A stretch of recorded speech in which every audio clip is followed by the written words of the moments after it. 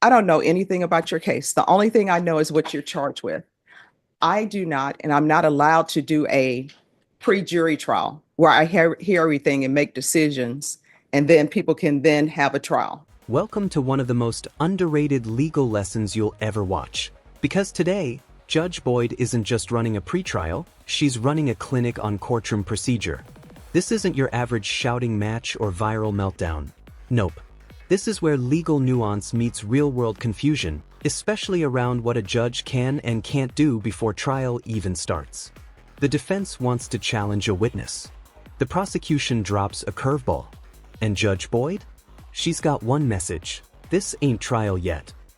If you've ever wondered why some evidence doesn't make it to the jury or why certain witnesses vanish from the courtroom, this is the video to watch. We've got a fired-up defense attorney, potential witness confusion, motion in limine disputes, and just a dash of courtroom sass. Stick around, because this gets sharp, subtle, and surprisingly heated by the end. And yes, it ends with a clock is ticking warning you won't want to miss. So for this case, there were some officer records or something Yes, in state? we're not going to sponsor that officer's witness. All right. But the question is whether you are going to sponsor the officer or not. Did that officer have anything to do with this case?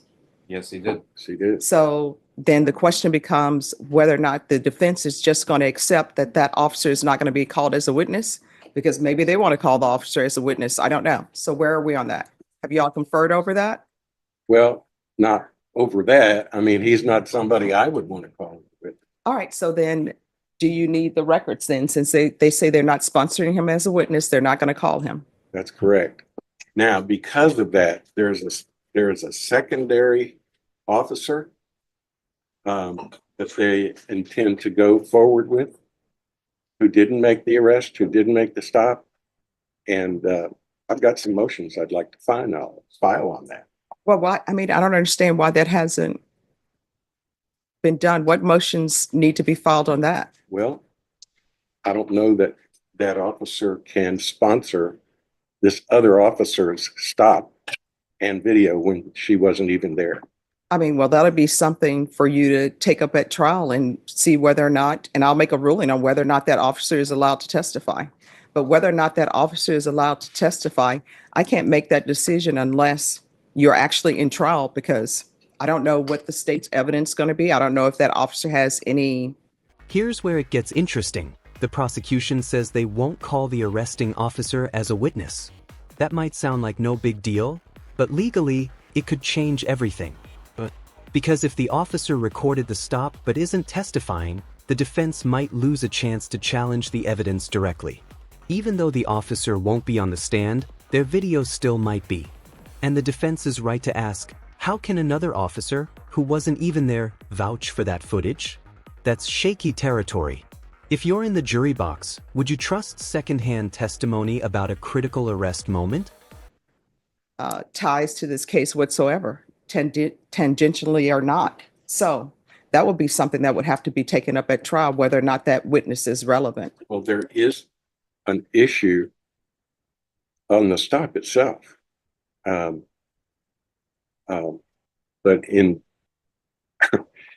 it is a video that was made by the officer that they're not going to sponsor. All right. So what I'm saying is this, and I want everybody to hear me clearly to make sure that I'm communicating what I'm trying to say to you. Yeah.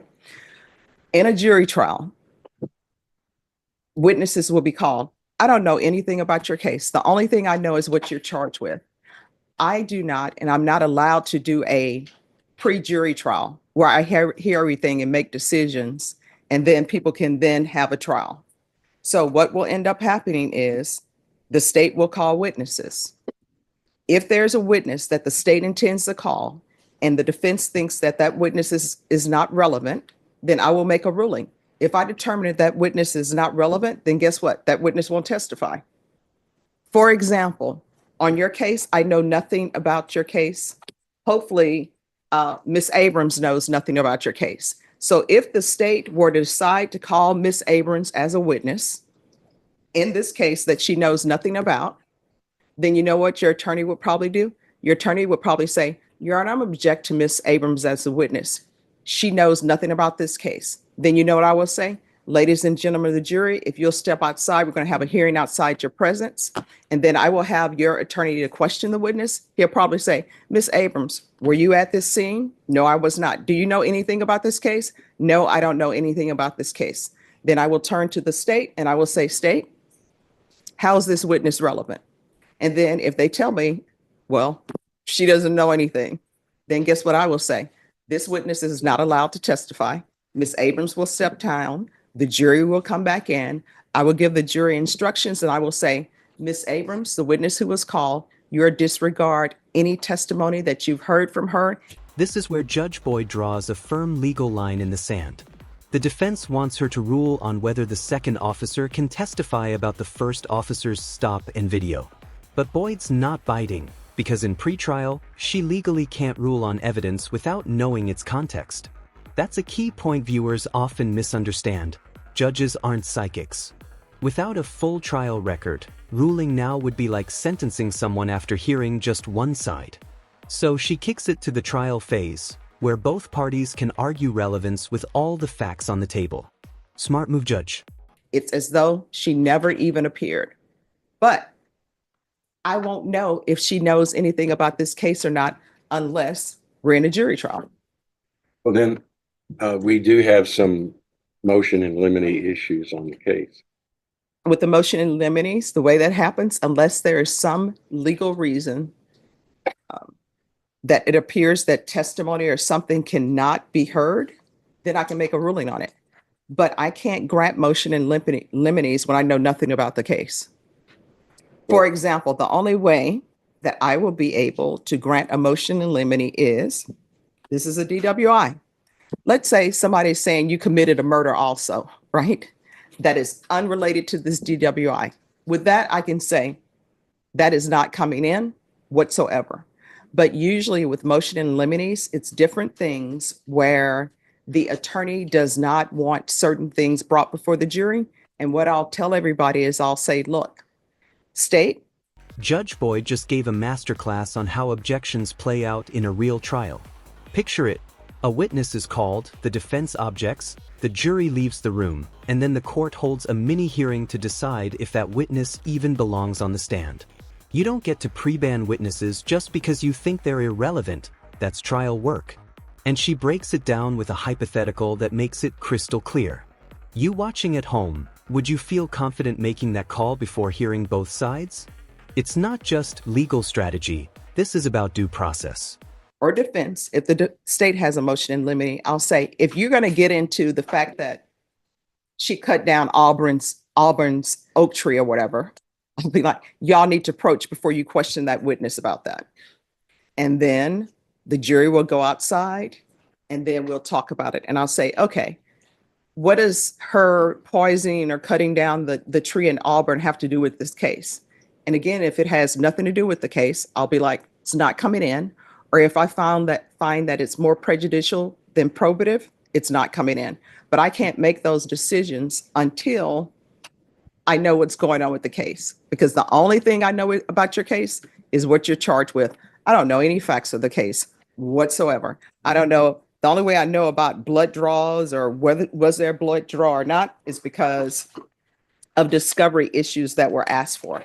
So that's where we are. Well, Judge, I do believe I have a right to. Now this is peak Judge Boyd. If she cut down Auburn's oak tree, that's not coming in unless it's relevant. It might sound funny, but this is a real legal principle called Rule 403. If something is more prejudicial than probative, aka useful, it's excluded. Judges are gatekeepers, not gossip referees. Just because something sounds dramatic or shady doesn't mean it has legal value. So the next time someone yells, "Why didn't they bring that up?" Remember this moment. It's not about drama. It's about fairness and focus. File a motion to suppress the blood draw. I have a but has that been file a filed? motion to suppress the video. Has it been filed? I'm going to file it now, but this is the first notice that I received that they're not going to use that witness at all. Okay. So I'm asking you to give me a 2801 pretrial hearing. Well, you all need to file those and file it today, and it'll be heard today. Thank you. I don't know that I can file it today. This case has been going on since July 2024, and I know Ms. Cotner is ready for this case to be concluded, and this case is going to be concluded, so it needs to be filed today. We've been here forever on this case. Well, So Judge, file the this motion. is the state's delay, not mine. Mhm. You understand that? I do understand that. And what I'm Okay. telling you is motions need to be filed, and those motions need to be filed today. I don't know how many other ways I can say it. Right. Your So- motion needs to be filed today. I will file it today, but it's what I heard you say you would hear it today. This is a high-pressure pivot.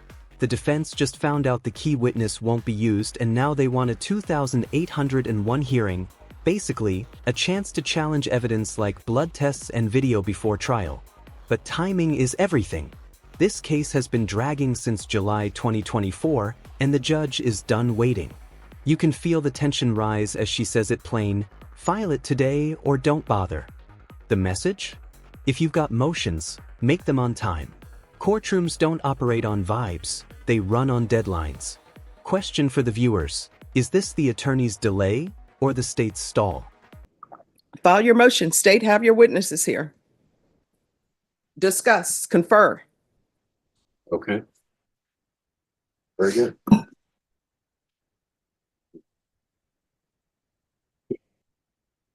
So, is Mr. Soriano excused? No, you're supposed to be conferring.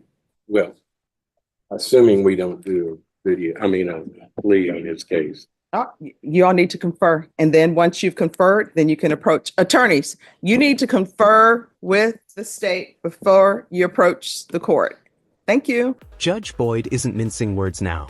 She's heard the excuses, acknowledged the delays, but she draws the line with a firm, file it today. There's a real sense of judicial exhaustion here, and honestly, she's right. A case can't drag forever because of strategy or surprise witness flips. And that sharp, commanding close, confer before you approach the court, is her final reminder. The system only works if both sides communicate before clogging the court. What do you think? Was the judge too harsh, or just holding the line? So let's break this all down. A witness pulled last minute. A defense scrambling to adjust. A judge holding firm on legal limits, and refusing to play trial before it even starts. What we saw here wasn't just a pretrial, it was a lesson in legal restraint, relevance, and real-time courtroom decision-making. Judge Boyd showed exactly why the process matters. You can't argue rules with no facts. And the defense? They've got one last chance to meet that deadline or risk losing key arguments. If you found this case as shocking and eye-opening as we did, make sure to hit that like button, drop your take in the comments, and don't forget to subscribe for more jaw-dropping courtroom breakdowns. Trust us, this ride is just getting started.